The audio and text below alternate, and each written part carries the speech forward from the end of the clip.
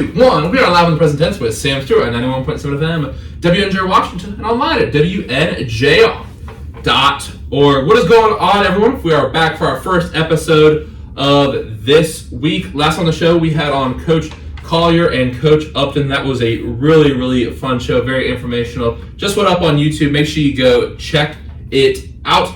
And tonight, we welcome our first WNJ baseball players on to the show. The first game just got moved up to this Saturday, so we are just a few days away from the start of President's Baseball. So let's go ahead and meet our two guests from the baseball squad tonight. My first guest on the show tonight is a junior outfielder and first baseman from Glenshaw, PA. Everyone welcome on the show tonight, Drew. Garth, Drew, how you doing tonight? Good, how are you? I'm doing great. Excited to have you here in the studio, my friend. But first, before we get to our conversation, we're going to introduce our second guest. My second guest on the show tonight is a junior pitcher and infielder from Wexford, PA. Everyone welcome on the show tonight, Nate Hess. Nate, how you doing tonight? Great, Stu. Glad to be here. Hey, I'm excited to have you here, man. Let's talk some President's Baseball.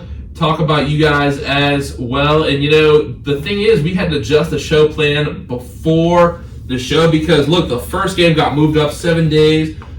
Number 3, Baldwin Wallace will be taking on the Presidents. The Presidents will be traveling to Ohio for this game. So, Nate, what do you think the Presidents need to do to take this game home? And what are some keys, you know, this season for a repeat of the PAC championship?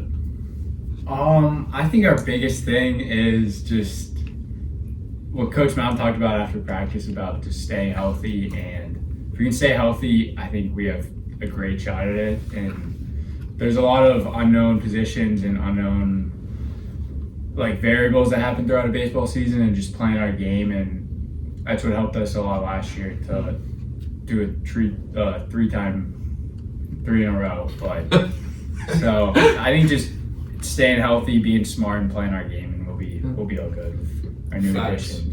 Now, Drew, you're new on this year's squad. You transferred from Seton Hill. So when you came in and when you're about to take the field on Saturday, what do you want to bring to this President squad? What do you hope to energy. give them? Okay, all right. Some energy. Expand on that. What do you mean by energy? You know, we're here to win. For sure, you know? We have a 3-peat, we got to make it a 4-peat. So we know what we have to do. Just bring energy, have fun. And that's when we're at our best, for sure, when we play loose. Now, coming from a Seton Hill team that was very successful at D2 level, like WNJ has been at the D3 level, was there anything that you feel like you knew that you could share with some of the younger guys, some experience you had playing at a different level in a different program? Yeah, just trying to install some core values that I learned there, just being fearless, accountable, and bringing energy and taking ownership. A lot of that helps being a college baseball player. But you know about it. Mm-hmm. You gotta have those skills to be successful as a person too.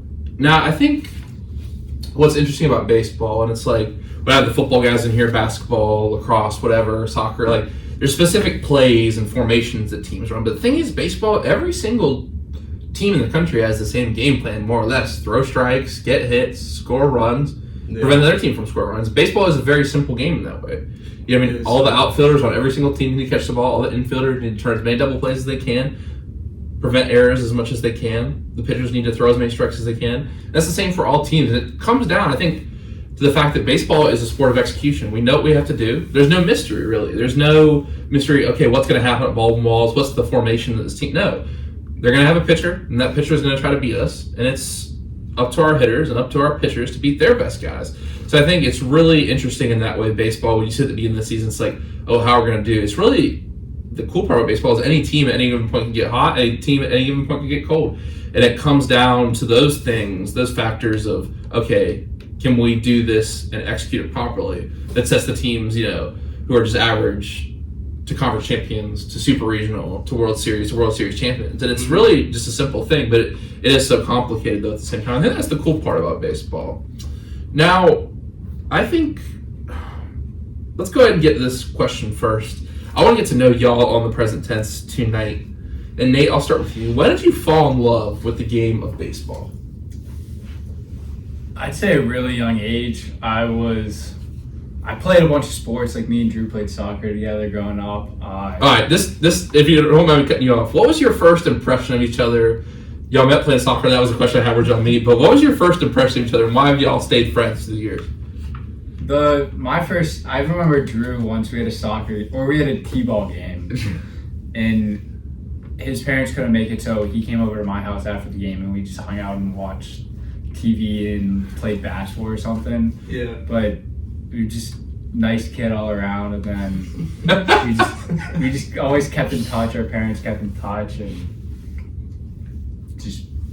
Yeah, and we played travel together at 17 too. Okay. So like he went to a different high school than me, but then we played travel together, so we kind of stayed close throughout that, and we hit at the same place, so we always seen each other. Okay, because y'all knew each other coming in here. Did Nate try and recruit you at all here? Yeah, a little bit. Yeah, it worked. But Now I'll let Nate get back to his answer. So what were you saying, Nate? You were playing soccer, playing baseball when you were young? Yeah, I would just my dad and my grandparents would always just take me to baseball games, and I thought it was so cool. And then I just kind of fell in love with it. I'd probably say elementary school, when I started playing travel and taking it seriously and playing it year round. So it's kind of just turned into my life and kept it going. Now, what do you feel like it was about the sport of baseball particularly that you enjoyed? I think a lot of it has to come with it's you versus the pitcher, and you want to kind of embarrass the pitcher, make them. It's you versus the pitcher. Basically, it's 9-1 trying to get you out, and then the same kind of goes with. I also like pitching because it's you versus the batter. You want to do the same thing, embarrass the batter, and it also just playing baseball comes with a level of confidence that you need, and just I think that can prepare you for so many things, and it just the preparation that goes into it is unlike any other sport where you take so many swings, feel so many ground balls, throw so many pitches, but the only thing that counts is come game day, whether you have it or you don't.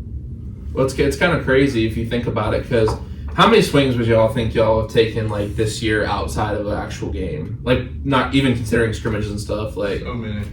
But how many times do we actually swing the bat during the season? You know what I mean? Like, and I don't have the exact numbers on that, but the ratio is crazy. How many times you throw a ball just playing catch, bullpens in between innings, the times you pitch, like, and we do play a lot, play 40 games, but also the amount of practice, like stepping on campus week one, like the second or third day of school, we're in practicing. You know, same thing in the spring. We're here before everyone else. You know, practicing from 7 a.m. in the morning, with conditioning, moving on up to.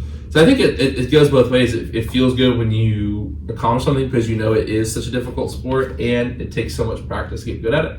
But also it can be very frustrating when you feel like you are putting that work in and things aren't going your way. It almost makes it more frustrating. Not that other sports don't do that, but I think baseball, the amount of preparation and things you do just for one attempt at something like we were talking before the show, sitting on the bench after a bad at bat, it's hard to, deal with that in baseball because it's not like basketball where next time down the court you might get the same shot, or you can take a different shot. You go up there and try to do the same thing you just failed at. But with all that said, Drew, I want to give you a chance to respond to this question. When did you fall in love with the game of baseball? Just at a young age, like when I was 6, going down to the Pirates games, I would always go with my dad, and you'd always just want to be like those guys, just be like Kutch.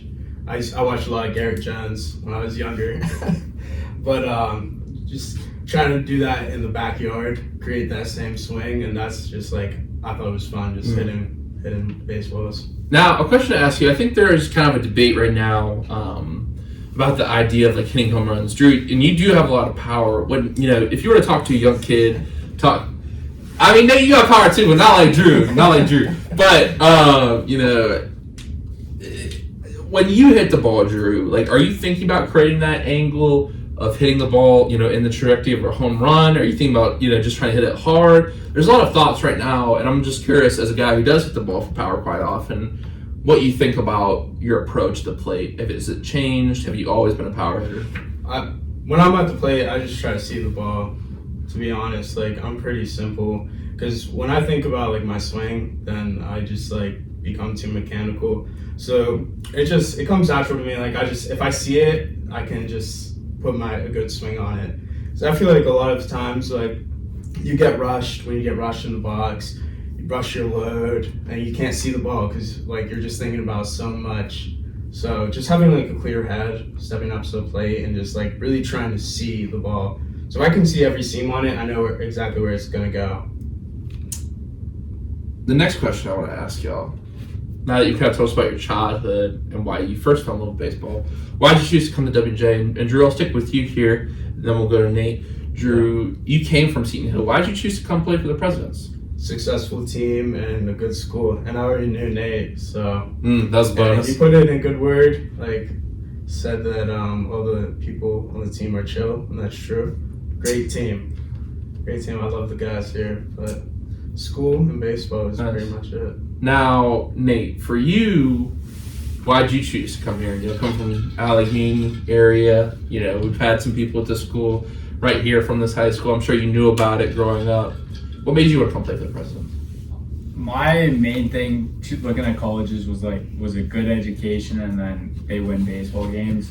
And I honestly never knew about WJ until I started being recruited by them. Oh, really? Baseball. Yeah. Even though they were just a short distance away. Yeah. And so just talking with people about how a bunch of people were like, oh yeah, my uncle who's really rich went there, and it's like random stuff like that just piqued my interest. And then I saw that they were number 2 in the country at the time. It was just a perfect fit, and the winning culture. I love Coach Malm, and just on his visit, he really just the way he talked about baseball and seemed to knew so much. Yeah, it was funny that week we were ranked. I think we're ranked for 1 or 2 weeks, number 2. Every day of practice, he'd be like, I guess we're ranked number 2 now. Don't have to practice. Every time someone would mess up, it was like worse than being ranked or 25 or unranked. But yeah, I think that it was the same for me. I saw the program. I was looking back at their season, they've had prolonged success. It wasn't just a fluke thing. I saw they'd have World Series appearances and stuff like that. Obviously, Coach Mountain was a guy who was very serious and passionate about what he did. Yeah, tell us about your recruiting. My recruiting? Yeah. Well, I actually ran into Coach Rush, our former assistant coach, who's now the coach at Chatham. It's funny, we got 2 WJ, Coach Rush, former coach, and Michael Zito, former closer for the team, coaching for Chatham now. But I ran into Coach Rush in Florida. This is my last coach I saw walking out of camp. Obviously, I'm from North Carolina, a little farther away than you guys from the school. And when I came up here, I really loved, everything from the style of the building. So the fact that, and I actually talked to Scott McGinnis about this, we're actually sponsored by BSN Nike. And even, you see our uniforms now and stuff, everyone, the shirt you're wearing right now, Nate, your jacket, everything kind of has a similar style of it. Everyone was wearing this nice gear. At the football game I went to, you'd see the football kids were really passionate about their sport. The fans were passionate. I saw the baseball field. I had followed looking at some of what the basketball team was doing and stuff. I saw pictures there. It was a very supportive community athletically. And I think that I've really seen that over my 4 years. I do have a lot of different sports in here, from water polo to baseball to football to lacrosse, golf, and all those sports support each other. If our conference championship, people were there. For the women's lax, they've had a great team the past 4 years. And beyond that, but winning those conference championships, everyone's there supporting them. Soccer, same thing. People are screaming their heads off. And it's really cool to see this supportive athletic environment. And there's one thing I've learned on here. It's athletes do have a similar view of the world in a way. Not always the exact same, but we tend to view life as a competition, because that's what we're doing all the time, is competing either against ourselves or against other people. So I think that environment where people are pushing each other, where people are thriving to succeed both on the field and off the field, that's a culture I want to be part of, and I've been really blessed to be part of that. So thank you for that question. I know you said you were going to ask me this question. It's funny, I was doing an interview last night, and someone asked do you feel like your guests know you? And I said yeah, because they kind of know what type of question I like to ask and stuff, and what I'm interested in, but also I feel like they don't. So yeah, thank you for asking that question. If a freshman came up to you on the first day of practice, in theoretical scenario, I don't know why you're laughing already, but if they ask you, what is the biggest advice you'd give me for being a baseball player at WJ? It's interesting, we got 2 different perspectives here. What would you tell them? Nate, I'll start with you. I would say be yourself. Don't try to be a different person. Just because you come here and there's kids such as Drew just hitting balls 400 feet, and then there are kids like me that don't make and just whatever. If you're good at what you do, you're obviously a good baseball player. You want to be here. Just make the coaches notice you and just continue and be consistent with it.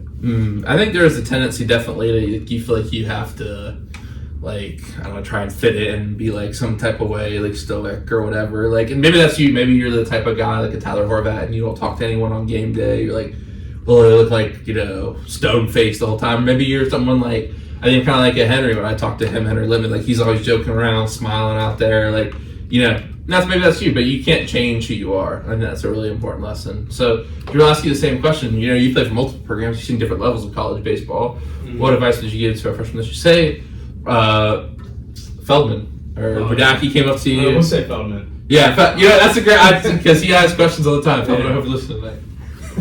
I would just say learn as much as you can, because college is so much different than high school, and it's a completely different game as soon as you move up in that level. So there's a definite learning curve, and it's more team oriented, so you gotta learn how to do things for the team rather than doing things for yourself. And when you mean, like, people think, well, baseball is just kind of individual, only one person gets the bat. When you say, or hit the ball at a time, why do you think that there's a differentiation between high school and the amount of teamwork needed in college? When you say teamwork in the baseball context, what do you mean by that? I mean just like supporting your guys and just like knowing your role in a sense. Everybody has a different role on the team. So like a lot of people, like freshman year, like a lot of people don't play. So as a freshman, you just have to find a way to add value to the team to help them succeed. Whether it's picking up baseballs in the cage or like you're on deck, you gotta go on deck now and pinch hit. Like you can always find a way to add value. And that is a big difference in high school baseball. Like, let's just be honest. Like most high school teams, like have one or two really good guys. You have just many guys who are there to like it's kind of fun. Like just they're just doing a sport just to do a sport. But I think in college, like you have a lot of different roles. Like you might not be the star guy, but that doesn't mean you're not going to be needed.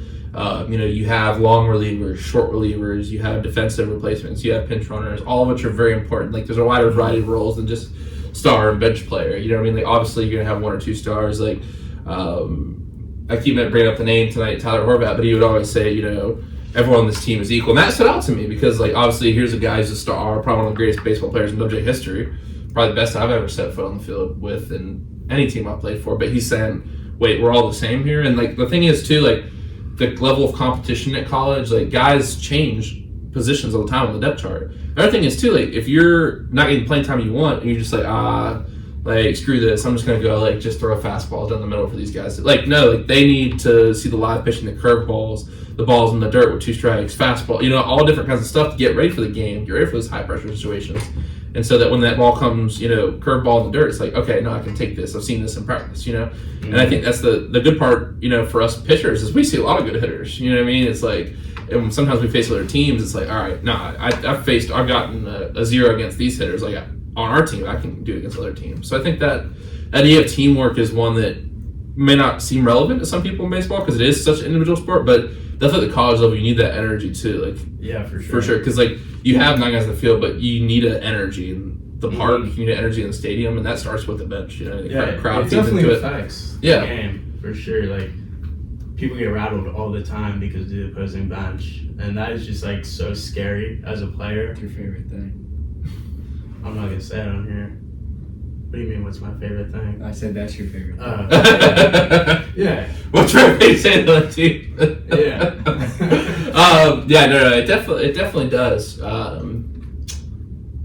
I think that's a great answer about teamwork. And I think that we have a good team culture. And that's where it starts, you know what I mean? Mm-hmm. We have a lot of guys who are lined up. And we have the depth, too. So I think that's another important thing if you're a young guy listening out there tonight. Now, the next question I have is, and I'm in a sports media communication right now. And I've been asking this question for a while, kind of a personal question. I do love sports philosophy. So it's like, studying this question in class, I have some more concrete answers now, but I'd like to hear what y'all said first. Why do people love sports? Who wants to take this first? Interesting. I feel like ever since the Roman Empire, I mean, they like did one-on-one duels, and people would just like humans over time. They just love watching competition, whether it's football, MMA, basketball. They just love the idea of being entertained by competition, and being in that competition is even like a bigger adrenaline rush. Like Yeah. so like that's why people play. Yeah. Well, it's go ahead. I don't want to cut you off. I just had a thought. No, I mean just like players like having like unbreakable bonds too. Like Right. that's why people like playing sports too. Well, I think here's the thing I wanted to bring up tonight, and really good recommended reading.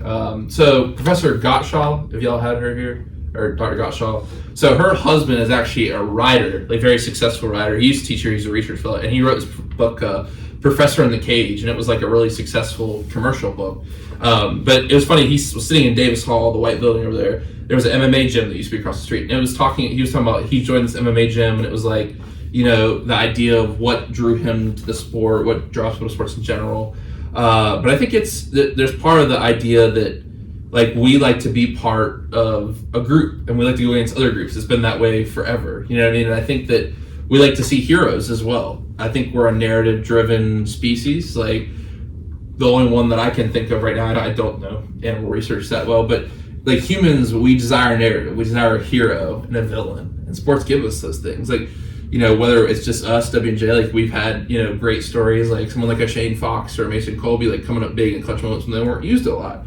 Jason Grego playing on both torn hips, like, or you know, even something like you know, LeBron, Steph Curry, Patrick Mahomes. Like you see these different narratives in sports. It's like you love them or you hate them, but you're drawn to them nonetheless. And I think that's just like a great book. Mm-hmm. You know what I mean? You have to have a character you really love or you really hate. You know. Go ahead, Nate. I want to allow you to respond before I give my thoughts. I think it's kind of like the war aspect, like you were talking about. It's like a modern day war. That's the subject of the book. Yeah. Yeah, and it's also from like a viewer's point. It's you never know what's going to happen, and you kind of cheer for the fact that playing. You have all these people cheering for you, and you need to perform for them. That's like there's nothing better than pressure. And then just cheering, and you'll never know the feeling of just winning. I think that draws a lot of people because everyone loves to succeed, and watching your favorite team succeed. There's nothing better than that. Well, I think in Napoleon Dynamite, there's like Robert Downey Jr.'s character like makes this kind of joke that like football is a game, a metaphor for nuclear war. But in a sense, like if you think about it, people love football so much. It is kind of like you're gaining ground. So there's that kind of evolutionary biology angle on things. But I think when you think about, you know, games like baseball that don't have the physical, because I think people at a certain level just crave physical contact, like MMA, boxing, like obviously boxing preceding that, football, you know what I mean, really physical. Like obviously football is the most popular sport in America right now.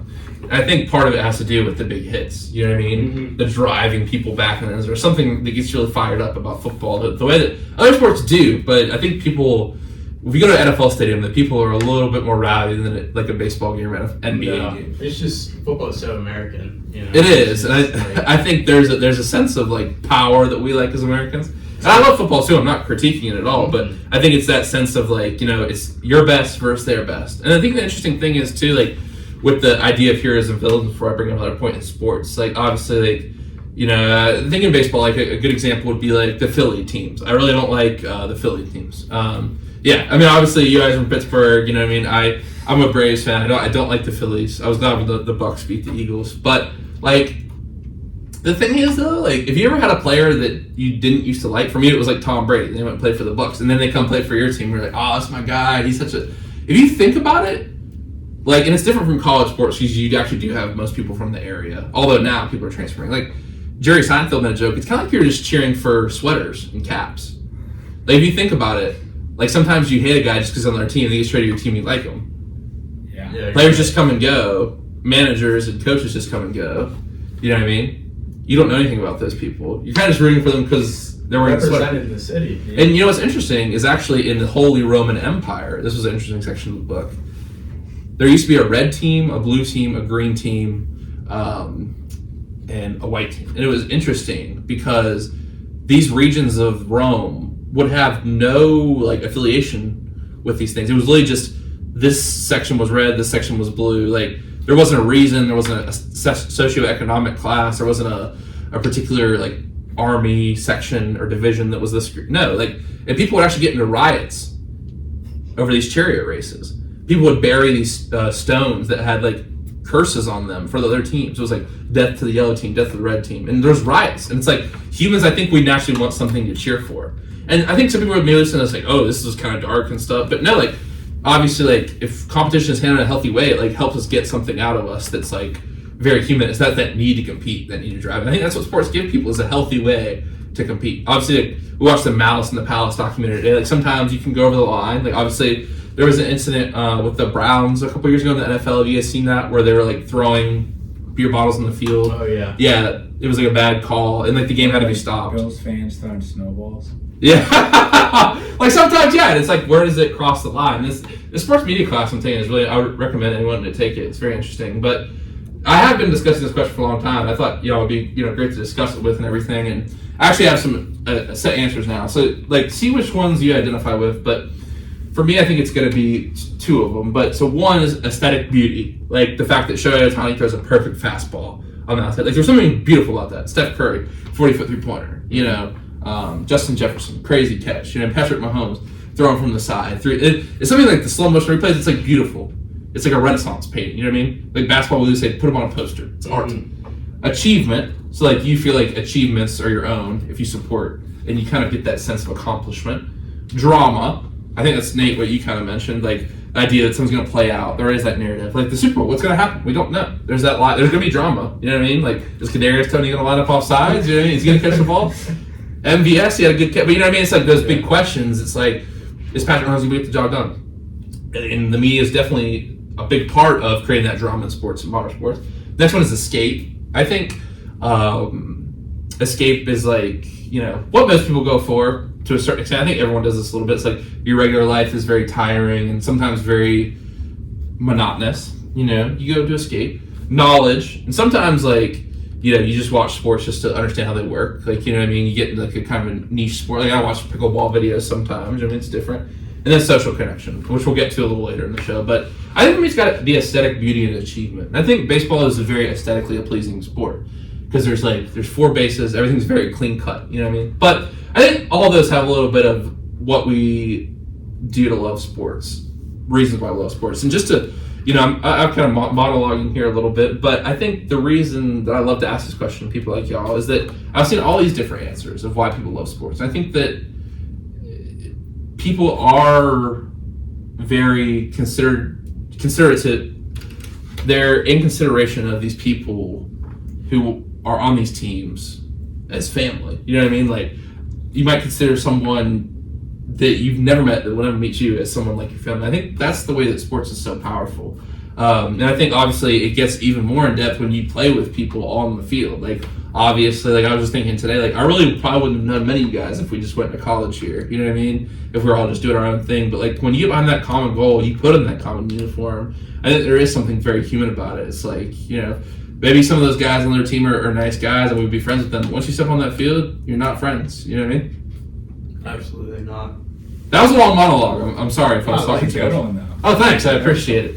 I appreciate that. I just think the philosophy of sports is very interesting, especially people like us who've been playing sports for a long time. It's kind of like, what draws you back to this and what makes you watch sports? You know what I mean? But we're into that in a little bit. Now, speaking of watching things, if your life were a movie, what would it be titled? Oh, probably. I'm not sure. Probably Bag Getter. Bag Getter. Bag Getter. Yeah. Like chasing a bag. Chasing the bag. But also baseball. You get Bags, bags. stealing bags. Yeah. Sliding into bags. Getting in the bag.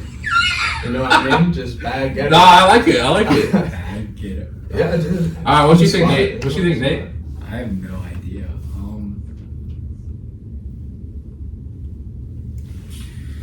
What do you think, Drew? It's gotta be. You ever in that cartoon Big Nate? Yeah, that was my favorite. I'd probably say like medium-sized Nate.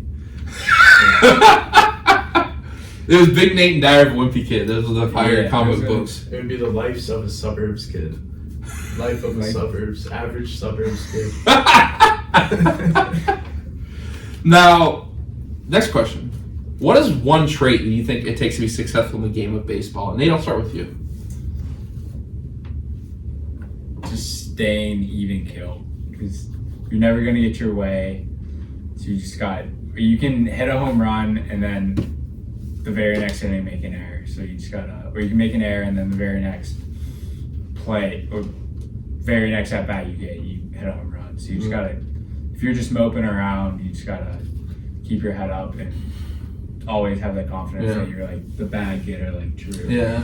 Well, and the thing is, I want to share, and I just posted this clip to Instagram.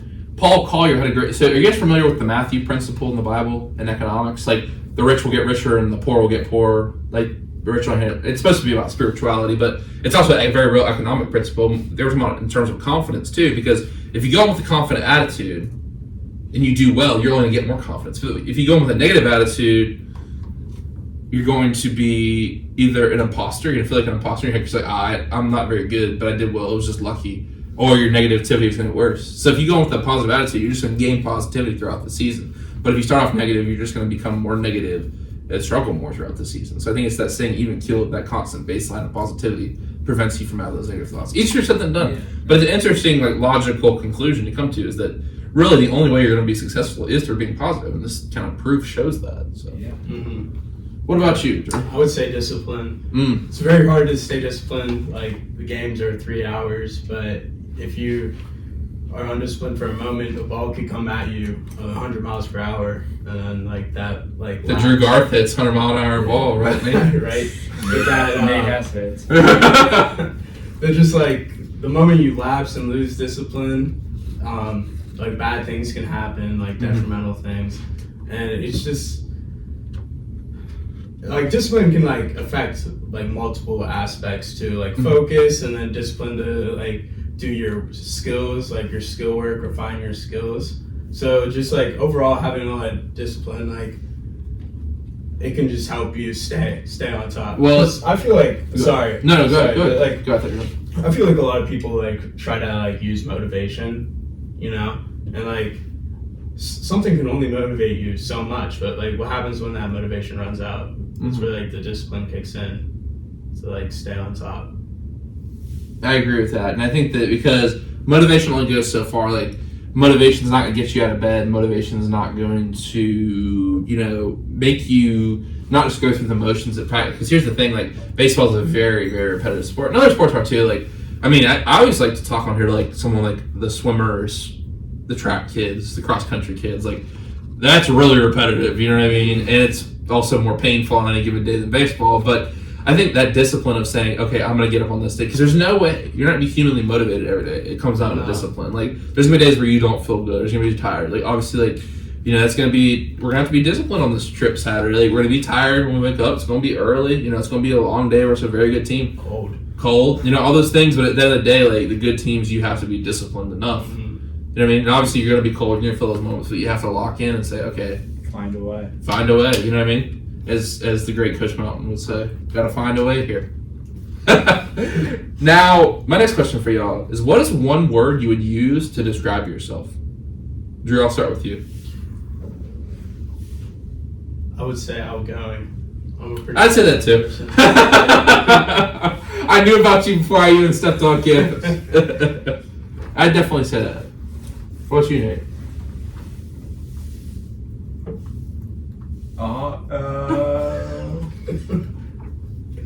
Him. No, it's what your Garth would say. I would say I'm just. I have no clue. What would you say, Stu? I'm thinking. Go for something good. I would say. Would you say, Drew? So you're a good guy, but that's 2 words. Interesting. I would say joyous. Joyous. You're always joking around. It's jovial, maybe. Which in a positive way. You're always joking around with people. You bring the laughter. You know what I mean? Which is good. You and Dukes always making me laugh. Scheming something up. Yeah. They're like the evil twins. No, that's you and Nate, bro. What is something in your life that you are proud of?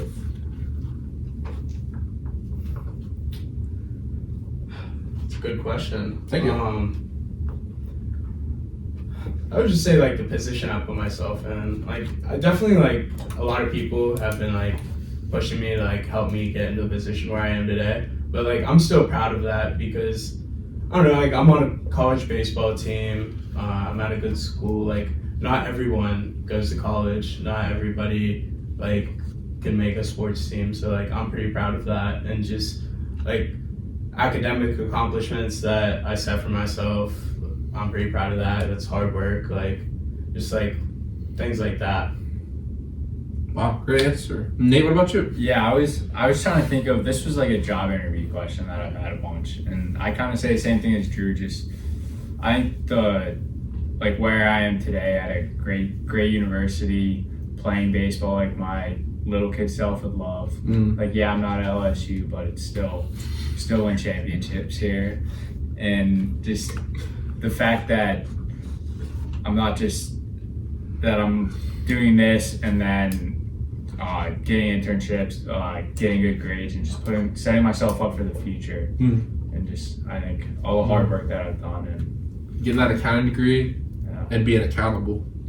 Oh, yeah, that's right. Said it better. Now, who is a character in your story who you feel like you would not be at this point in your story, kind of the point you just described, without this person in your life? And it's very tough. A lot of people in everyone's life that have helped them, certainly, get to this point, being a college athlete. But if you had to pick one person, who would it be? I would say my older sister, Jordan. She's always pushed me. She was an athlete in high school. Oh, cool. So what sport she play? She played basketball. Okay. But she went on to college to be an engineer, so she was like really smart. But like she always pushed me like academically and just like setting things up like professionally after baseball to get in this position. And she helped me like reach out to a bunch of colleges, and she like helped me with my resume, always just trying to help. So if I didn't have her, I don't know what I would do. I'd probably be somewhere in a frat just rotting away.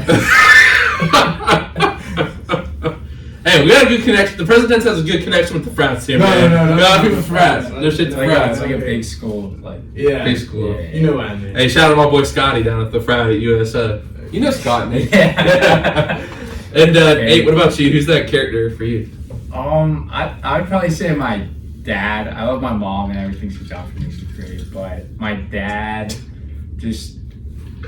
he's worked his way up through like different jobs. Like we moved as family so he could better his career, and then he's gone, and while he was working he got his like master's, and he's just trying to improve himself every day. He had a stroke while he was like marathon training, and he just fought back from that and all that. Just like seeing him in the gym, like if I'm tired one day and he comes back from like a 6 a.m. like 10-mile run, I'm just like I'm a loser. Like I have to go in the gym and lift, and he just motivates me to. I see how his fitness goals and what he's accomplished in that and in the workspace, and I'm just it's a big motivating factor. Awesome. Thank you for sharing that. It's awesome. Thank you for sharing that. Now, my next question before we get a break here is, if you could hang out with an athlete for one day, what athlete would it be? I would hang out with probably LeBron. He's so funny. And he's the greatest of all time. No debate. Like I don't even want to. He's not. All right, that's just wrong. Yeah, we'll talk about this. No. Don't come up here saying falsehoods on my show. He's Tom Brady of the NBA. I mean, Michael Jordan's Tom Brady of the NBA because Tom Brady has 6 rings with one team. Michael Jordan has 6 rings with one team. Yeah, you got bounced first round, swept in the first round. Like that ain't the GOAT. We can talk about this. When he lost the Celtics that had Larry Bird, Kevin McHale, Robert Parrish on it. LeBron beat 2016 Warriors, the best basketball team ever.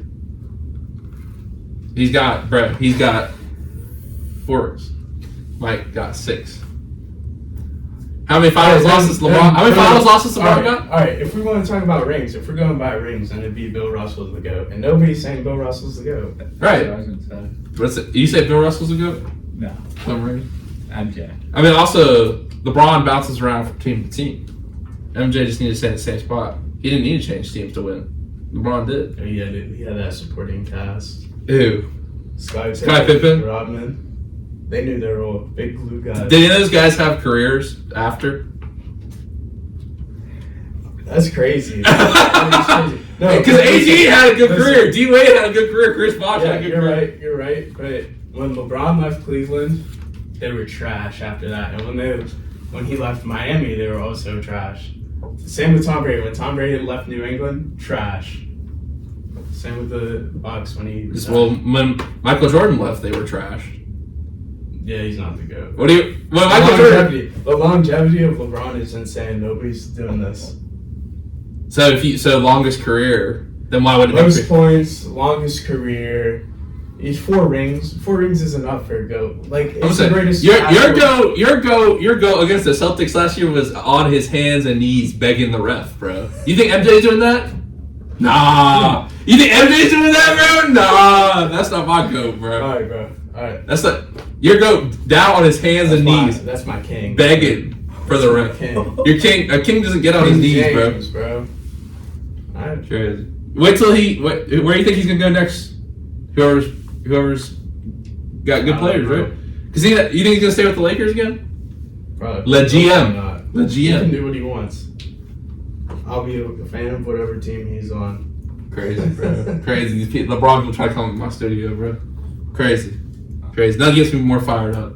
And Nate, who would you say? I'm going with Stu on this one. I feel like falling around Michael Jordan. Just That's good answer. On his yacht, like seeing how cool of a life he lives. Yeah, you can get some good advice from him too about like life. You know what I mean? It's like to be like. Yeah, you can't get good advice from LeBron though. Yeah, LeBron doesn't read books. He reads one page of the book. But he's just such a meme though. LeBron's favorite quote's your favorite quote too. That's not true. It's always funny when he goes on his IG story and has those songs. Yeah. You don't even know the words. I think he's funny. I do think he's funny, but like, I mean, I don't know. 7 finals losses? Crazy, bro. I mean, the teams he played were. I mean, just the talent level in the NBA is just so different now than it was. Here we go with this mess. You think LeBron? if he played the Pistons? Yes. Bro, he would have been crying to the refs, bro. You think the LeBron who complains about calls, who posts a scratch? You saw he posted a picture of a scratch on his arm? They're fouling him. You think Mike would have posted, if he played now, Mike would post a scratch on his arm? Probably. Nah, you know you're capping, bro. You know you're capping. You're smiling. Yeah, man. You're right. Good answer. Right. Hey, that's good. It's a good conversation. So let's go ahead and go to trivia, and then we'll come back and do some fun questions here. So the first trivia question tonight, we got one from the sports world and one from the accounting world, actually. Kind of a history of accounting question. Yes, I know. They're sweating. Over there. Gotta get this right. Okay. Is it like fastest to answer? No. It's you get the break too. We're gonna listen to some Toby Keith in the break. Obviously, lost a legend. R.I.P. And pay tribute to Toby Keith. Listen to him as good as I once was during the break. You'll have time to discuss these 2 questions during the break. So the first question: why the Pirates changed their name from the Alleghenies to the Pirates in 1890? A. Because pirate movies were popular. B. The owner's son liked pirates. C. They pirated talent from other teams. Or D. The owner had a pet parrot. And the second question, what famous gangster was arrested when accountants from the Department of the Treasury found he was evading taxes? We'll get your answers after the break. This is the Present Tense with Sam Jordan. I'm going to put FM, WNJ Washington, online at WNJR.org.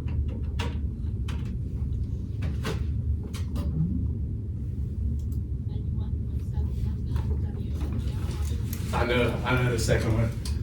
Who? Al Capone. Okay. That's who I was thinking. That's the only gangster I know. I think it's B or C. I don't know. How long's the break?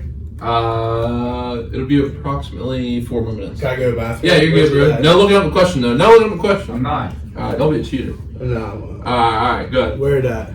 End of the hall. Bet that. To the right.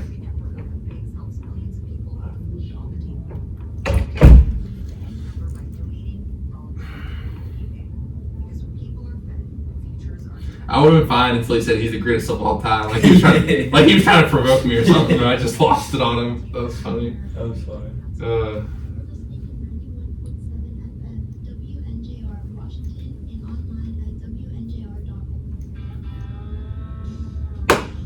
R.I.P. Karaoke. We can sing on. That was good.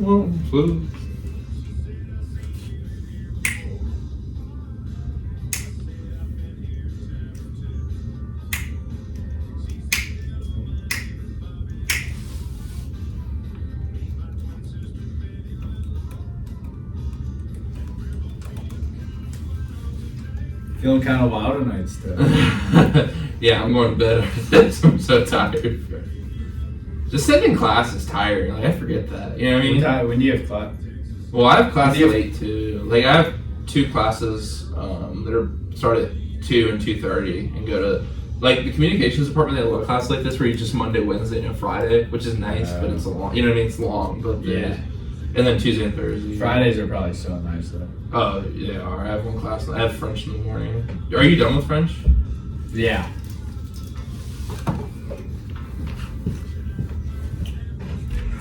Yep. I understand why it's locked.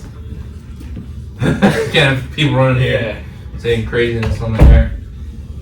Yeah, the guy, Dr. Meriden, he has some really cool. He teaches that sports media class. Like it's really right now about like the philosophy of sports and stuff. Like we watched the Mountains of the Palace today. Like this documentary today, and it was like we're just talking about like what fans like are entitled, like just like the philosophy questions behind sports, like. And like sports are like really so important to society. Think about it. Like, I love documentaries are best. Yeah, I do like documentaries. I watched the Untold ones are pretty good. The story I watched. What's the other one I watched? Mouse the Palace. Or someone about the hockey team. No, I didn't watch that one yet. The one about Bishop Sycamore. It's not Untold. There's the one about Bishop Sycamore. I haven't seen that. It's on HBO Max. Pretty good. Is it Untold where it's like the Florida Gators? Yeah. Johnny Manziel. What other one did I watch? The Untold. Oh, about what's his name? Is Donnie? The ref who cheated in the NBA. Took bets. That one was crazy. That's just crazy thing about it. He was just like telling guys to place bets. Like Tim Donaghy. That was. They could like skew it like 5 points. Well, he was like, I could easily skew it like 10 points, but he was like so good at it, like no one would notice. And then finally got like leaked. It's crazy. Yeah, it is a crazy. It was like a sting operation or something. It was that. That was a good. I forgot. I watched some of those. What are B and C for the question A? What are those two? The owners Sunlight Pirates and the Pirates the Alleghenies pirated talent from other teams. That was their name before they were the Pirates, the Alleghenies. Do we both answer? You can work together or do separate answers. It's up to you. Most people work together. We'll work together. What do you want to go for the first one? I don't know. How do they do that? Could be it.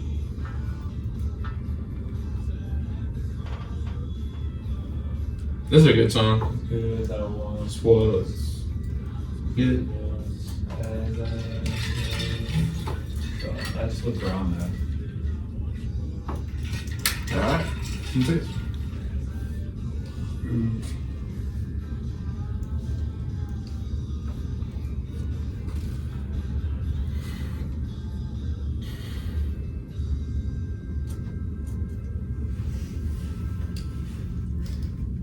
Yo, we are back. We are back on the present tense with Sam Stewart on 91.7 FM, WNJR Washington online at WNJR.org. Today we're talking with WNJ basketball players Drew Garth and Nate Hess. And for the break, we asked Drew and Nate their trivia questions. First one tonight. Why are the Pirates named the Pirates? And why did they change this to their name in 1890? A. Pirate movies were popular. B. The owner Sunlight Pirates. C. They pirated talent from other teams. Or D. The owner had a pet parrot. C. That's correct. They pirated talent from other teams. Now, let me read the explanation. This comes from useful How do they do that? trivia.com. Before the 1890 season, nearly all of Alleghenies' best players bolted to the Players League Pittsburgh Burgers. The players' league collapsed after the season. The players were allowed to go back to their old clubs. However, the Alleghenies also scooped up highly regarded second baseman Lou Bebier, who also had previously played with the Double-A's Philadelphia Athletics. Although the Athletics had failed to include Bebier on their reserve list, they protested the Alleghenies' move in an official complaint, calling the signing of Bebier piratical. I don't know if that's how you said it. They said it was piracy, basically. Although the Alleghenies were never found of wrongdoing, they made sport of the complaint by renaming themselves the Pirates for the 1891 season. I always wondered that. I was like, they don't really have pirates here. Yeah. But it's interesting. And the second question tonight, what famous gangster was arrested when accountants from the U.S. Treasury found he was evading taxes? Al Capone. That's correct. I feel like that's the accountant's claim to fame. You know what I mean? Because it's interesting. I read a book called American Demon. It was Barnes and Noble was pushing it really big. It's about the torso serial killer murders in Cleveland. But the same guy who worked on that had busted up Al Capone's illegal distilleries. But it's funny, they actually didn't get him on Australia charges, but rather on the tax evasion charges. So it's really interesting.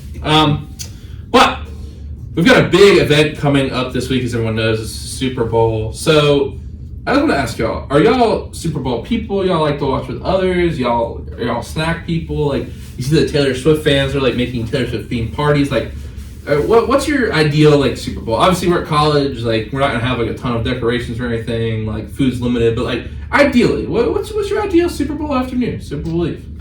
I think it's fun just getting a group of guys, some snacks, some buff chicken. So girls aren't allowed at the party? Girls can come. We have a roommate that's always there. It's a girl, but Haven. Box's girlfriend. Yeah. She might be invited, but yeah, just hanging out with the guys. But that's not like. Are you like a? So here's my thing. I don't actually like eating food while watching a game. Why? I'm not big. I just like to enjoy the game. But it's just like sitting in front of you, like maybe have a chip. Like the veggie. Like you're a veggie plate guy, like with the little ranch in the middle. No. Pigs in a blanket. You rock with pigs in a blanket. Yeah. Pizza, wings. Yeah. That need ranch. Buffalo wings. Are you one of those Pittsburgh people who puts ranch on their pizza? Oh yeah. Well, if the pizza's really not that good, I put ranch on it to like mask it. But like if it's a really good pizza, no. So I'm also going to make a little bit of controversy. I like watching with people who understand the sport. I've been to many Super Bowl parties in my time. I like people who have a vest, like Schuster's this way. He can't watch like the Browns or some game he cares about if there's people around. He said to someone, he goes, "No disrespect, but I will not be watching this game with a solo, including you." Was it the Super Bowl? No, it was a Browns game. It was a Browns game. Yeah. And for it being a Browns game, it definitely wasn't the Super Bowl. So, but you know what I mean? Like, I get that people are there for the commercials and stuff, but I don't. And like even some of the guys in the baseball team, like they're just like screaming at the TV, and I'm just like, it's really not that deep. Like, oh, he screams at the TV. I mean, like it is like it's okay to get into it, but at the same time, like you don't need to be screaming. Like I like objective fans too. Like we can discuss the game and stuff. You know what I mean? Like, I don't know. I think I'm not really a big Super Bowl party person. I like to take in the game experience with just a few people. I'm not much of a party person. You know what I mean? Mm-hmm. What's your thoughts on the Taylor Swift thing? Are y'all? Do you like the drama of it? Would you say, Stu? The drama of the Super Bowl? Yeah, just like we were talking about in sports. I mean, I think the thing is the Super Bowl. There's nothing more American than the Super Bowl. What about like baseball? you got the capitalism, you got the music, you got the hard hitting contact, the football, like the F-35s. Yeah, I mean, it's just like you just want to shotgun a beer and go fight the Redcoats. You know what I mean? It's that American. Bald eagle screeching. But like, I think like, but on a serious note, there is something really American when we've turned this like day into a holiday. It's like everyone watches Super Bowl. Even that's why I think like people who don't even watch football watch the Super Bowl. You know what I mean? And like now, especially a lot of people who haven't watched football, like. And I do have a criticism of people like, oh, Taylor Swift's running football. One, like, it's 24 seconds of a football game. And also, like, when people watch Super Bowl, even for a football fan, you watch for the commercials. So it's the entertainment aspect that makes the Super Bowl. Like, you see the celebrities there. Like, obviously, like, was it 2 years ago they had, like, Kendrick and, like, Dr. Dre and, like, all these, like, American, like, truly American, like, icons. Like, particularly California icons. Like, Katy Perry. Okay, greatest Super Bowl of all time? I'm going to go either Bruno Mars or The Weeknd. The Weeknd was really good. The Weeknd was good. Bruno Mars was good. Rihanna wasn't bad. What was the Rihanna? Yeah, Yeah, Rihanna was good. that was the best one for sure. Katy Perry. Did you enjoy the J-Lo one? Oh, can't go wrong with that.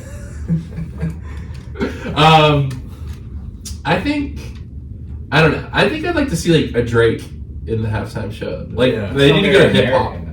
What? It's not American though. That is true. That's a good point. Yeah, but Kendrick. Well, Kendrick already. I'm trying. Who's it? J. Cole halftime would be crazy. What's more American than Usher? I don't even remember. When's the last time Usher made a song? Can you name? I can't name. What's an Usher song? We need Tate McRae. I can't name 5. Olivia Rodrigo. Tate McRae. Tate McRae. What? She has like 2 songs. It's like 10 songs that are just. Her voice kind of gets me. I'm not a huge fan.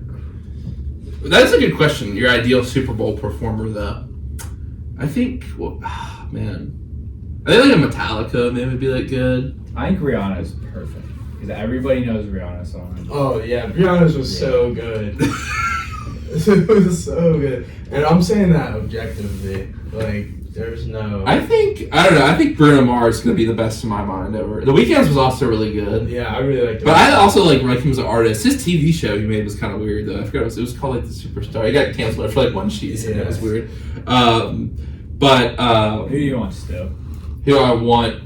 I think J. Cole. J. Cole. I want J. Cole. J. Cole and Drake would be crazy because they're on tour right now. Honestly, I think Taylor Swift would be entertaining. I think she's a good performer. Mm-hmm. I do like some of her songs. I don't get the What's your favorite? Our song. It's classics, man. I don't like her pop stuff, but I think she was a good country artist. Yeah. Ooh, country. That's a lower genre we can talk about for Super Bowl performers. That's Toby Keith. R.I.P. Morgan Wallen would be a good one. Nah. Zach Bryan. I've seen a lot of Zach Bryan. Yeah. That'd be good. So what's your go-to karaoke song? I get to karaoke. I'm not a big karaoke person, I guess you could If say. you have. If I had a karaoke song, let's pause this here. Like word for word, probably say Elm Street, Jimmy Wappa. Get the Pittsburgh crowd going. Yeah. If you did that, Yeah. Now this leads to my next question. What is your favorite musical artist of all time and why? That's awesome. I'm a huge Drake fan. I really like Drake. I've been listening to him like forever. Ever since like I was like 11. If you're reading this, it's too late. That's that's good. It's like the best album. Nothing was the same. So far gone. I mean the old stuff, like the old Drake more. Take care. I mean, I don't know. There's like a lot of debate about his new albums, like Her Loss. I was Honestly, Nevermind. You know what I mean? For all my dogs, for all the dogs. I don't know. Drake's like one of those like people. He says he's always like is more hits than Michael Jackson. You know what I mean? But like, I don't know. I just feel like he's not like word for word. Like he's not better than other rappers and things. Like other rappers have better flows. Like I think Kendrick's got better flows. J. Cole's got better bars. You know what I mean? Kendrick's got better bars. Like.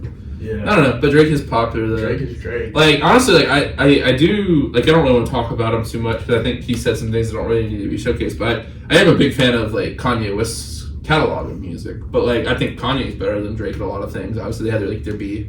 They like collab certain times, but I don't know. I have like mixed opinions about Drake. I feel like he's also kind of a meme now too. You know what I mean? Someone will run me to meme. Anita Max meme. What does that even mean? Like I don't know. Who knows? I don't know. W's in the shot. He is funny though. He is funny. Guy. I like seeing like personality.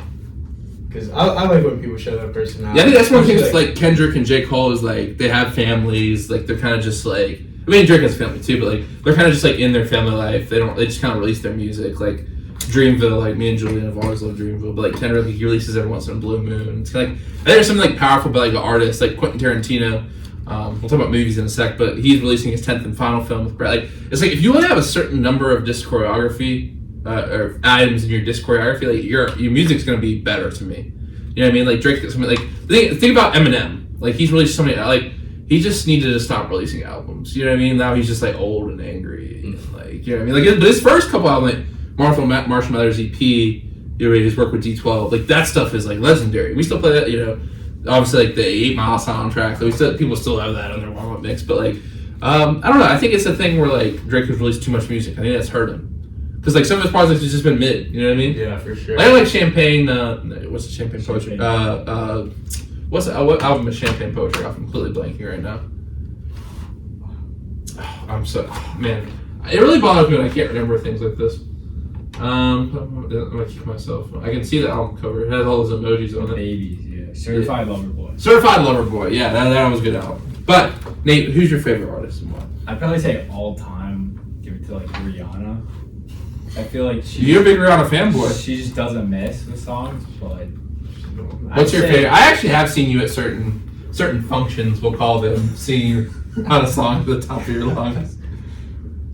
What's my favorite? Yeah, what's your favorite? What do you like to sing at the top of your lungs? I like S&M or...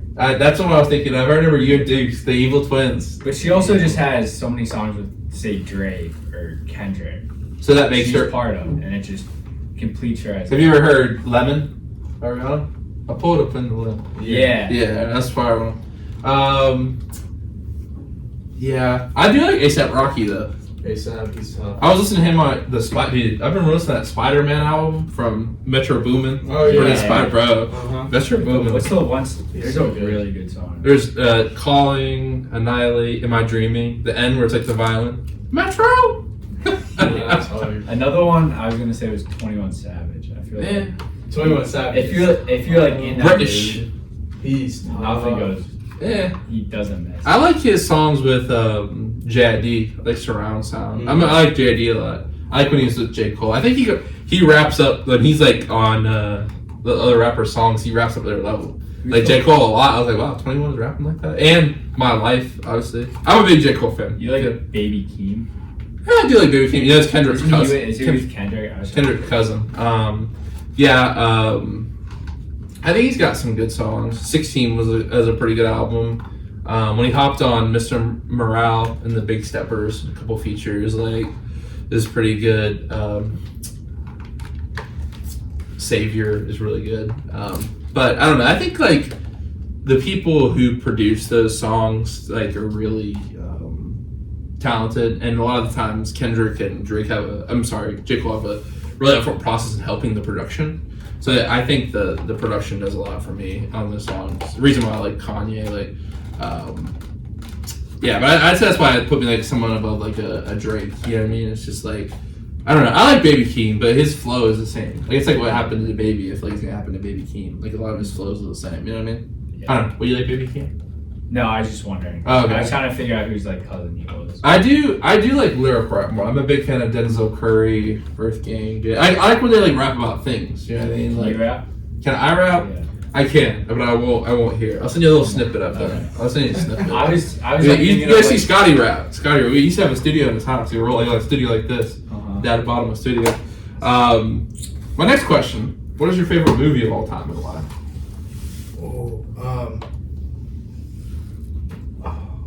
What's that one movie? Oh my. What's that one movie? Hold on. Okay, Interstellar is really good, but Oh. I'm not thinking about Interstellar. I'm thinking about like the one about like Leonardo DiCaprio was in it. It was like with the dreams. Inception. Inception. I haven't seen it. I need to see it. Inception, Personally. that's my favorite movie. Really, I need to watch it. I really need to watch it. Yeah. Someone just called the director of Dune. He just called Christopher Nolan the most important filmmaker of all time. I need to watch. I still haven't seen Oppenheimer yet. I need to see. Inception. It's hard to watch movies during. I've obviously been to film school, but it's hard to watch movies when you're so busy. Maybe I'll watch one on the way to Baldwin Wallace. But yeah, I've heard it's really good. DiCaprio is one of the goods too. So if he's in the movie, it's gonna be good. It's a banger. But Yeah. what about you, Nate? We watched a really good movie called Fury the other day. Ooh, I like that. I like any Brad war Pitt. movies. Yeah. Brad Pitt. That's a I good like movie. that one, but also just I feel like Rocky. Like if I'm ever bored, I'll just throw on Rocky? Rocky. Rocky 1? R.I.P. of the great Carl Withers too. Yeah. R.I.P. We're gonna hold the dead people tonight. R.I.P. Yeah, but 1 or 4. Yeah, that's a 1 for it too. Yeah. I like the first Creed. Have you seen Fury? Yeah, of course, bro. Brad Pitt, Shia LaBeouf.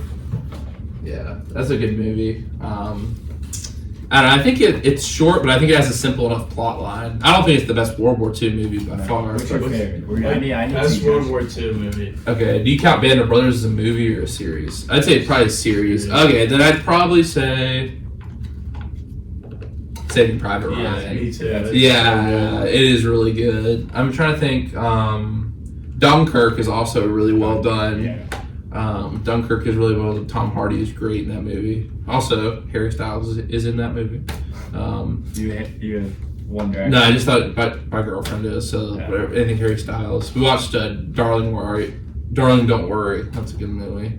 Harry The one that Styles. just came out. It's a couple years old. It was right by Olivia Wilde. It was alright. It had some philosophical points, but I don't know. I think Dunkirk's really good. What's your favorite movie of all time? Ooh, also, I just want to say this. Unbreakable. I was thinking about that Yeah, one. where he's a prisoner of Yeah, war. where he's like holding the Yeah, wall. that's a powerful movie. Very good.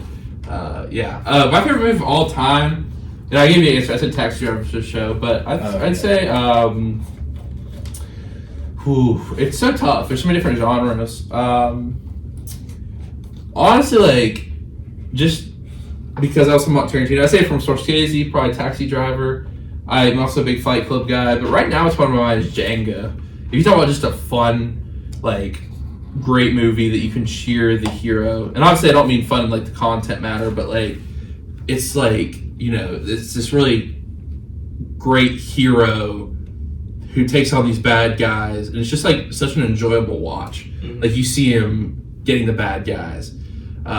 And I think that I do like a lot of moral confusion movies sometimes, like you don't really know who's good, who's bad, but that movie, like when you know he's taking revenge and he has like Dr. Schultz supporting him and he's like on this epic quest, like it's just really fun to see his character evolution and see him become the hero over time. I think like seeing someone become a hero is just one of the most beautiful things in cinema. And I think that we've kind of lost from that, but also I will say this, No Country for Old Men. Have you all seen that? It's a Coen Brothers movie. It's really. I don't know why this came up. Some people were talking about the Ballad of Buster Scruggs. Have you all seen that? Yeah. Yeah. It's I crazy. thought that was gonna be really. Liam and Teddy were hyping that movie up, and I turned it on. It's an anthology. So you say you don't like it? You didn't like it? I just didn't understand it really. It's an anthology, so it's like 5 short movies together. Okay, yeah. So I mean, here's Did you the like thing. that? Did you like it? I liked it because I was a Coen Brothers fan, so I kind of knew what style I was getting into. So they directed like an indie film called Blood Simple, Fargo. They also directed Brother, Where Art Thou? But they're really good directors, the Coen Brothers. But No Country for Old Men was really good. But the Ballad of Buster Scruggs, I don't want to miss out on anything. It's an interesting movie, yeah, because like Buster, spoiler, gets killed in the first like 5 minutes. 3 minutes. And then, Yeah.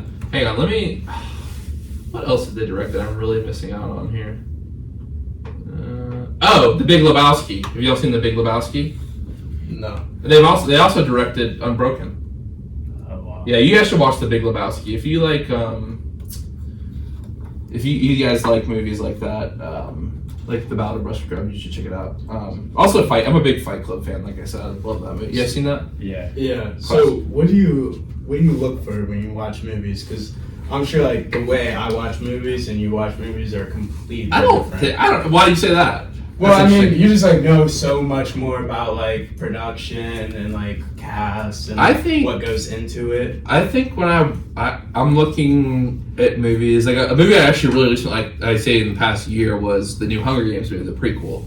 That one stood out to me a lot. I think they've done a really good job with that series, and I think you're looking for a wide range of things over the movie. Like it's cinematography, which means like the shots, the colors, the lighting, like all those things, like how like just really beautiful the movie is, and how like symbols, like if someone is shown an upward angle, close, is this a cool angle? Like I love Spike Lee, just because it's like really kind of strange, unique angles. Same thing with Quentin Tarantino. It's like makes you think, like without even saying a word, the shot makes you think. So think about those things, like symbols throughout the movie, how they're used, and like that is a plot device. Other plot devices like character development. Like they just took, like for example, like the Saw movies I just read about, but like those are basically, there's no plot development, it's just about like violence. Like is a violent movie just violent just to be violent? Is it shocking? Like is a funny movie just slapstick comedy, or is it like is there some development in the characters? And like if it's so, does it work? Like like I love the Avatar movies because I think the character development is great, and I feel like you get emotionally invested. So I'm like, what are the tools that the director uses to convey the themes and the feelings that they want? What do you think the best movie, like best made movie ever is? That you give an award to. The best made movie? Yeah, like using in all terms the of things that pure you talked about. cinematography. That's a good question. Isn't Avatar up there for it? I think Avatar in a different kind of way. I don't think Pierce. I think for special effects, and he was like, James Cameron was, making that movie with new technology, and then obviously made with new technology in with Avatar 2, where they actually filmed the record for filming underwater. So did you see it? No. Okay, so all of those scenes underwater, they were actually underwater. Oh. Wow. Like it wasn't just CGI. Like, so that motion tracking really interesting. But I think the best, like, when you say made, do you mean like beautiful, like cinematography? Yeah. I would probably say, cinematography wise, All Quiet on the Western Front. It was a German movie produced in Germany, and it was a book first. It was an old book, All Quiet on the Western Front, 1920s, I believe. Have y'all seen it? It's on Netflix. When did it come out? Because it came out a couple years ago. I remember a World War I movie where it was shot in one shot. scene. That's 1917. That also was a very good movie. really That was good. intense. Yeah. That was well. And you think about talk about movies, like what does that do when you have it in one shot? It's like you feel like, I think when the soldier at the end he calls the attack, you just feel like no one can ever understand what he's gone through. You've been with him. You know what I mean? He starts and he walks through the night, and his friend dies. And I'm sorry if you haven't seen this one. His friend dies when a pilot targets him. Like, you know what I mean? It's like he's gone through all this stuff, and like seeing that's kind of a cool. I don't think I'd want to see every movie like that, but it was definitely like a unique experience, though. You know what I mean? Yeah, that was a good movie. But if you like World War I movies, like history movies, you should watch All Quiet on the Western Front. Man, it's intense. It makes you think about what. Yeah, you should go watch it. It's a long time, like 2 hours and 45 minutes, but it gives you the history of World War II. Like after the armistice, there was actually battles that they made the soldiers fight just because there was a time limit on how many battles you could fight until the time limit ran up. You know what I mean? Like they said, we're gonna stop fighting on this day, and the generals actually made them fight just to fight. And it was about like these young 4 boys who were at this German school. They signed up things to be like adventurous and all this stuff. And it's obviously the horrors of war. And the cinematography of Western Europe is so good. But I would check it out. So I think that's my answer for right now. I'd probably say All Quiet on the Western Front is the best cinematic, masterpiece in terms of cinematography I've seen. Character development? That's a different story. I think you can go different ways on that. But yeah. No, great questions, y'all. I appreciate you asking me those questions. But I think I don't want people to think like you have to watch movies for cinematography or character development. I think it's just like what I describe movies as is like, think about it like this. You have a lot of different elements in movies. You have acting, you have music, you have writing, you have screenwriting, you have photography, which is just moving photography. So you have to photography, art, music, acting, directing, composition of photography, like all these different factors. So like you can write a book with just writing, but a movie you have to write and then do other things with it, fill the characters with it. Whether that's talent that's famous or an actor that's not known. So all those decisions that go into it, I think it's like that's what makes movies cool. It's because it takes so long to make. You know what I mean? Not saying I love books, I love TV shows, stuff like that, but one narrative and one span of time like that, I think that's what makes movies really cool. So yeah, I appreciate you guys asking the question. I feel like it's an interesting thing. We don't have too many film classes here, but if you guys get a chance to take film form and genre, because like the composition of shots, like what does it mean if someone's things you don't think about, like if someone's has the camera at someone's feet and then points up, or someone is in the sky looking straight down, or if someone what do those things mean? What does it mean if someone's dimly lit? What does it mean if someone's lit? Like, so essentially in the movie Schindler's List, like it's in black and white. Why do they do that? And like the main character Schindler, like he's obviously kind of a bad guy that turns into a good guy. But it's interesting, if you actually watch the movie, his face is split in shadow for most of the indoor scenes because he's part good, part bad. And he's going through that transition. Like if you look at a movie like what's it, Freddy Krueger? Like you see like what series is he from? Freddy Krueger? Is that Friday the 13th? Yeah. Yeah. Like you see, he's in dark. You know what I mean? He's in darkness. Another last example I use. What color does Darth Vader wear?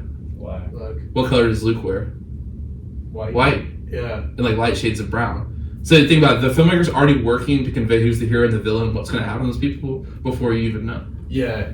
I love little things like that, just like picking them up while watching movies or TV shows. It just like increases the viewer experience. And think about it, what color is Anakin's shirt and his robe before, he turns and he's fighting in the 3rd episode of Star Wars? It's black.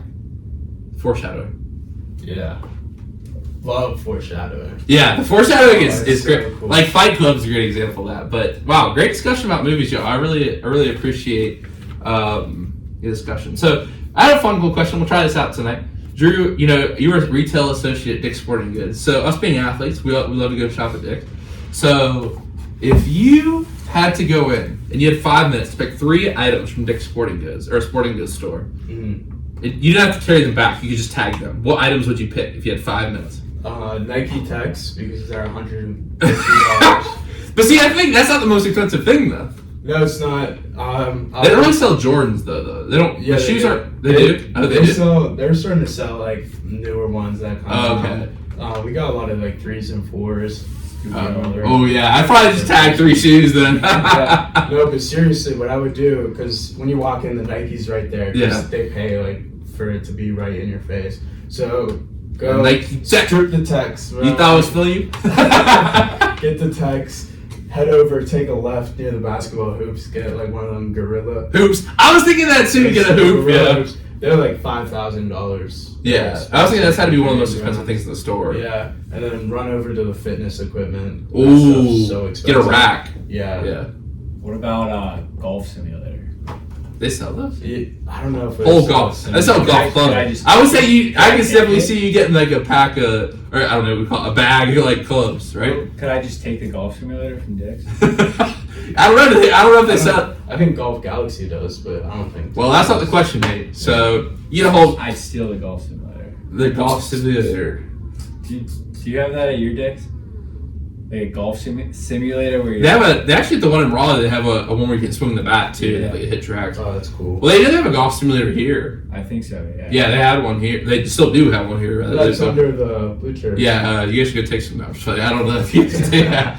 You guys should go try out for the golf team. You played golf, Drew? I used to golf like when I was a kid, but Really? yeah, I need to get back into it. Him and you, Dukes, AP, Nate. We had some golfers on the team. I'm not as big as them. I just go for fun. Really? They're actually good at golf. Oh, really? Yeah. Who's the best golfer on our team? Probably Dukes or I heard like. I know Dukes good at. Dukes is like good at everything. Yeah, he's pretty good. Yeah. Yeah. Decent. Mid, above average. Because isn't he like good at isn't he good at like ping pong or pool or something like that? Weird, like. He's good at darts. Oh yeah, that's right. Brody's the pole Shark. He's the shark. He lives in gins. The GNTs. Yeah, for like 3 hours. He's pool shark. Yeah. It's absurd. It's a little unhealthy. I agree. Eating gents and playing pool. Shoot, I'm about to go get me a patty melt right now, bro. I swear. Honestly, y'all had that panini yet? Yeah, I like the Hey, paninis. They're good. But I think they close at 9. They close at 9. So yeah, it's not the post present tense snack. It's not the official snack of the present tense. This semester it's been the patty melt. They should deliver to the studio. Ooh. Oh, let me give a call right quick. They'd be like, what? 4 swipes. Yeah, that's your home swipes to get. The comms, the Dino Nuggies. That's the pre-show snack. I feel like every Tuesday they have the Dino Nuggets. I'm not a fan of those. Yeah. They didn't have them today. Oh, they had them today. At night? Yeah, at night. I didn't go for Tuesday. Yeah, lunch Taco Tuesday is always classic. Is that today? No, they It's didn't usually have Wednesday, I think. Taco Wednesday. They do a weird time. Taco Tuesday. Taco Tuesday. That's where I used to go. Uh-huh. What's your favorite comms food? Like of all time? Yeah. That's a great question. The cheddar rice bake they had a couple weeks ago. It was like a rice bake, and it was really good. Also, when they have any kind of bowl, I'm a sucker for a good bowl. Yeah. It's like they have just like General So's or something. oh yeah, that or like when they have like Taco Tuesday, but the second portion of the thing you could get rice, beans, and corn in a bowl, and then get queso on it. Like I like It's Mo's, so you know what I mean? Yeah, you know what I mean. They have their real case. Like I think the ball like that is customizable. You know what I mean? I'm a big cereal guy too. So You hear about February 14th? What they're having? what do they have? Surf and turf. Oh, for Valentine's Day. Yeah, I'd be asked if I was taking her. Take her on a date there. I don't know. I think you gotta treat the lady to something a little better than comms. You know what I mean? I don't Surf and turf from the car. know. Drew, you got a girlfriend. Would you take your girlfriend to surf and turf? No. I mean, I'm not. I might trust the turf there, but being from near the beach. The what's surf, your- I would not. The surf. trust I'm not. There's Yeah, no. I There's no trust the surfing state. in Washington, PA. I Monongahela. Did I show you my shirt that I got? It's a Monongahela Surf Club. They have like a shop around it that makes like shirts. That's funny. It's pretty cool. You would not want to hop in that water though. Absolutely not. Might find a few bodies. What? Might find a few bodies in there. Well, essentially, I went to Vegas this summer, and the water's been drying up out there because the temperature's getting hotter. Like, but they've been like finding bodies in the mob used to like dump out there. Isn't that crazy? Yeah. But anyway, yeah, that Monongahela River, you not want to swim in that. But you might come out like the y'all seen The Simpsons, the three-headed fish from the nuclear power plant. But y'all, this has been a really fun show. We've discussed a wide variety of things. It's been really fun. But of course, all good things must come to an end. So let's go ahead and wrap it up. It's time for the quote of the day. I'll go first. Yeah. Okay. My first quote is from Jocko Willink, who's a Navy SEAL. Discipline equals freedom. I was gonna say that when you said your thing. Yeah, so I read his book, Extreme Ownership. Do you have it with you? It's in my room. Okay, I'd love to borrow it. Yeah, of course. But he talked about that, and it just makes sense because like it might seem like contradictory at first because it's like I'm not free if I'm so disciplined on myself, but like if you're disciplined in all aspects of your life, then you're like free to do what you want in a way, and it just like you can do like anything you want in your life, but like it's gonna take discipline to like achieve what you want to do. And like when you get what you want, that's like the ultimate freedom in a way. I love Jocko's podcast. I love when he's going on Joe Rogan. He's a great guy. He's a tough dude. Scary dude. Like but you can learn so much from him, and like his book, like his examples are so extreme because like he was in Iraq. Yeah, have you read David Goggins' books? Yeah, I read both of his books. They're really good. But I'll have to read Jocko's. Yeah, you'll have to lend me that for sure. I'm reading one Julian lent me right now. It's called The Road. It's pretty good. But yeah, man, dude, we should start a team book club. Oh yeah, that'd be fun. I bet we could get like 2 or 3 people to come out. You think Coach would come out? Coach Cromer might. Yeah, you didn't know what to don't book in his life. I'm sorry, Coach Cromer. But I cannot see you read, my man.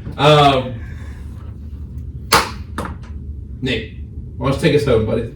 Well, I was just thinking about like all the questions you asked about like freshmen and like what would you tell other people, and something that my dad and a former player, Trevor Dean, both talked about was just like remember why you're here. And I feel like that can go for like so many aspects of your life. Like remember why you're in this class. Remember why you're at W&J. It's to get an education and play baseball. It's not to party and get in trouble. And that's also like when you're at a job. Why are you laughing, Trey? It's also like you start an entry level job. You're not making a lot of money. Everyone's like, you get everything thrown on you. You're working these long hours, but like you got to keep the end goal in mind about. And it also goes with one of Coach Mount's quotes, which is like, "Be where your feet are." I think that's a really another saying for living the present tense, right? Yeah, present tense. Present tense. Y'all, thank you so much. This was a really fun show today. We had some good laughs. Hopefully everyone learned a little bit about life and baseball as well. Also movies and comms. So, you never know what you're going to get on the present tense. This was a real fun episode. I'm glad we could make it happen. So once again, thank you all for coming on the show. Thanks for having us, Thanks, man. Awesome. All right, y'all. We'll be back Thursday with football player Ben Coates. He's also a big movie fan, so we'll be talking about that as well. But also previewing the Super Bowl and the upcoming Dubjay football spring schedule, as well as their push for the Pac Championship next fall. We'll talk about all of those things coming up Thursday. Once again, WJ baseball schedule has been moved to Saturday, so make sure you tune in on GoPresidents.org. That's 12:30 p.m. at Baldwin Wallace. We'll see what happens as the Presidents open up the season. All right, everyone, let's dive back into the present tense on Thursday. Until then, everyone have a great night. Remember to live in the present tense.